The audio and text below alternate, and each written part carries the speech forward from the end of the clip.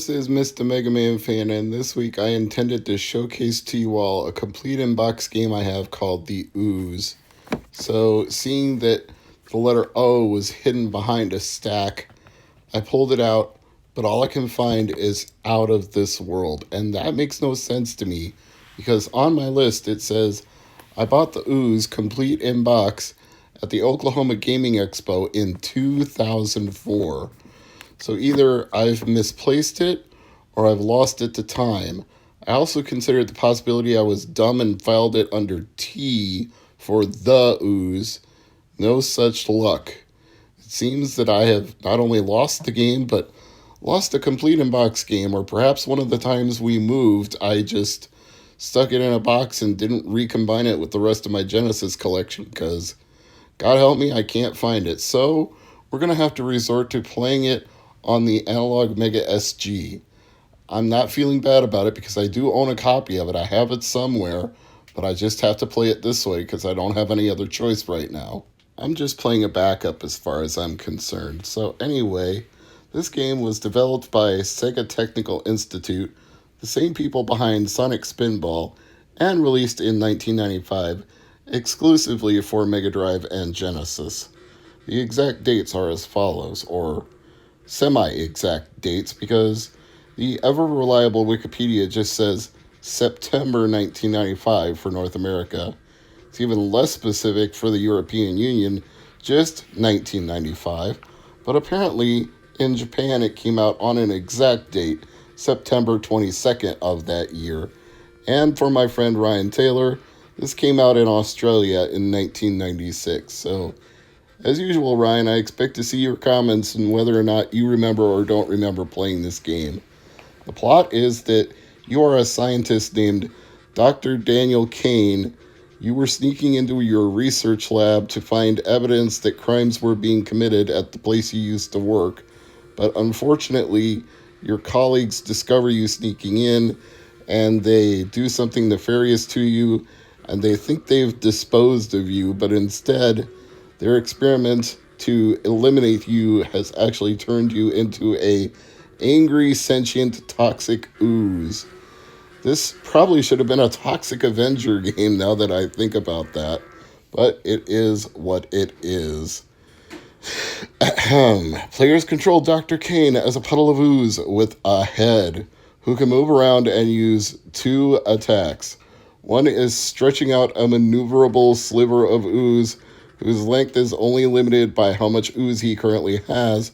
Players can also spit gobs of ooze, which reduce the size of the ooze. Enemy attacks also deplete the ooze puddle as well, and the ooze will die if he either becomes too small or if his head is attacked directly.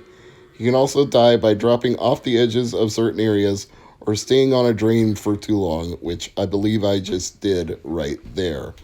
Numerous puzzles must be completed in order to progress from one level to another.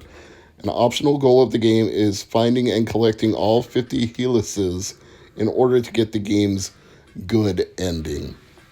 Now, let me be perfectly honest with you, because as I noted, I have this in my Oklahoma Video Game Expo pickup list, or as it was known then, the Oklahoma Gaming Expo. They didn't change the name to OVGE until later, but when I picked this game up, I picked it up strictly because of the name.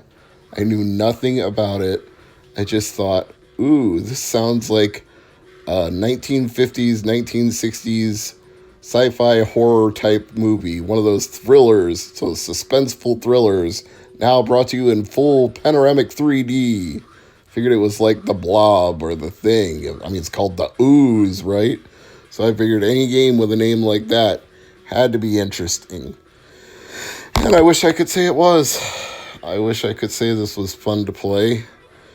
It's difficult to control because this blob is very...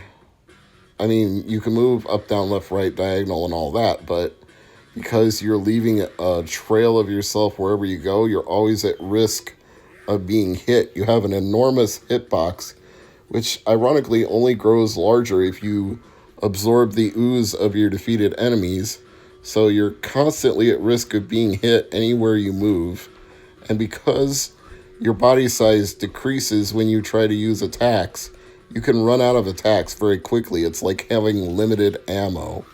And the amount of stage hazards makes it a challenge, but it also makes it a difficult challenge. And this is one of those non rewarding challenges where it feels like the game is just punishing you for being badly designed. This top down perspective, this limited range of motion you have because you have to get all of your blob around objects, this control scheme where you can only stretch out your ooze or shoot parts of yourself and thereby risk dying just by trying to defeat enemies. And these barrels of ooze, you would think you could like refill your ooze by touching them or destroying them, but instead they explode, so they offer no health benefit whatsoever. If there was like stage areas where you could like add more ooze or refill your ooze or suck up ooze to increase yourself or replenish your ammo, this might be more fair, but it just becomes tedious to try to complete these levels, and you'll get to a point where you'll almost complete it and then you'll get a really cheap death from some enemy that you can no longer shoot because you don't have enough of yourself left, and it gives you a direct headshot because you've shrunk down to a small size, or it just has really good aim like this robot sentry thing over here. And I nearly got to the exit on this one, but right as I was about to get there, I wound up going down a drain, so a stage hazard got me.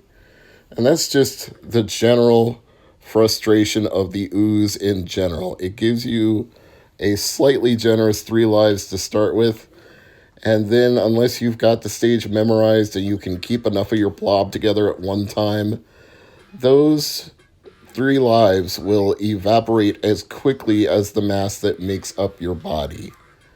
You can, in some respects, tell that the people who made Sonic Spinball were the ones behind this because the controls have that sort of slipperiness that Sonic Spinball did, but in that it was forgivable because it was a pinball game, so I kind of expected a little bit of looseness because it was trying to emulate a pinball table, and unlike a lot of people, I actually enjoy Sonic Spinball to this day.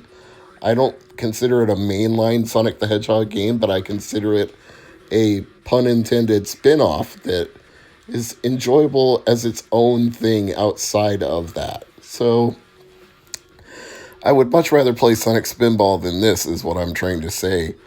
I applaud the Sega Technical Institute for trying to do something innovative and try to make something interesting outside of the norm of normal video games, but trying is not the same as succeeding.